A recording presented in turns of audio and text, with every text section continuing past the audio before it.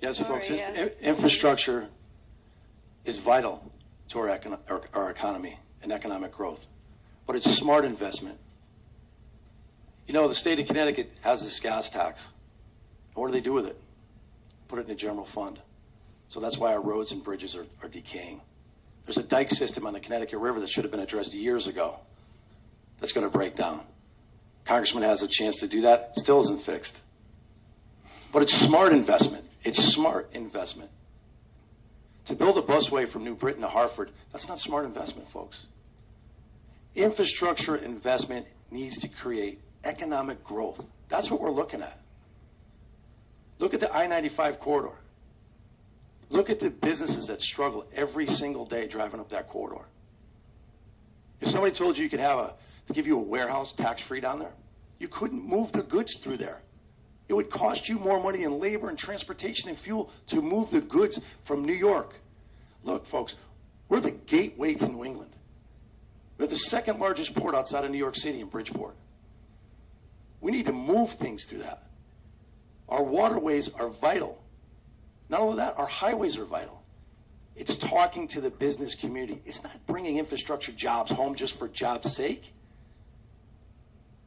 My opinion, that busway is not going to create economic growth. Let's hope it does. The high-speed train from New Haven to Hartford to Springfield. You're connecting 3 struggling cities. We need to connect winning cities, folks. Waterbury, New Britain, Hartford, points beyond to Providence and Boston. We're centralized between New York City and Boston, Massachusetts. Why aren't we utilizing that? We are the gateway to New England. We can do better. Yes, our bridges and roads are breaking down. Blame that on the state level. You can't balance budgets on things that were meant to be for gas tax, meant to be for our roads and infrastructure, folks. That's wrong. That's wrong accountability. That's why you're here.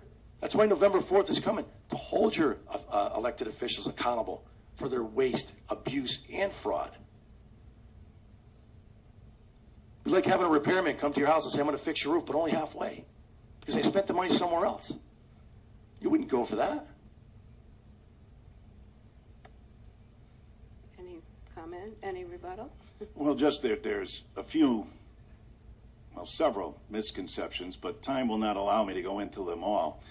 But, Matt, it sounds like you need to be having a conversation directly with the Republican leadership who let the highway fund almost go bankrupt, kick the can down the road again, while all of our businesses came down to visit with each and every single one of the members of the Connecticut delegation who all pleaded for a 6-year plan for infrastructure so we could send the needed money to the states to address this. All they have to do is do something very patriotic.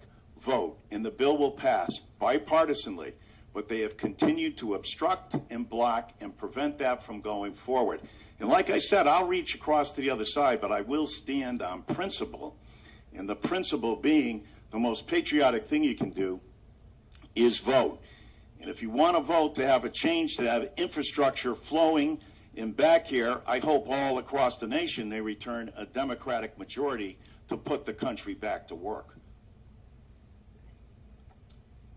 There you go. Partisan politics, as you see it. Partisan politics right there. Did you vote for Governor Malloy, sir? Yes, I did. There you go. Who robbed the transportation fund? The Democrats in the state of Connecticut. That's partisan politics. Let's blame, of course. That's easy. That's the easy thing to do. Where are we getting the money for infrastructure, folks? Are we going to borrow from China? We're going to borrow from Russia? There needs to be a game plan. If you're going to build something, let's build it to create economic growth, not block it. Yes, we agree. So put a call in to John Boehner, have him schedule a vote that could take place tomorrow and pass an infrastructure bill that will send the money to the states instead of siding with the people that obstruct it.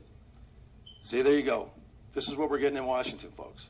You can say the same thing about Senator Harry Reid. How many bills are sitting on his desk?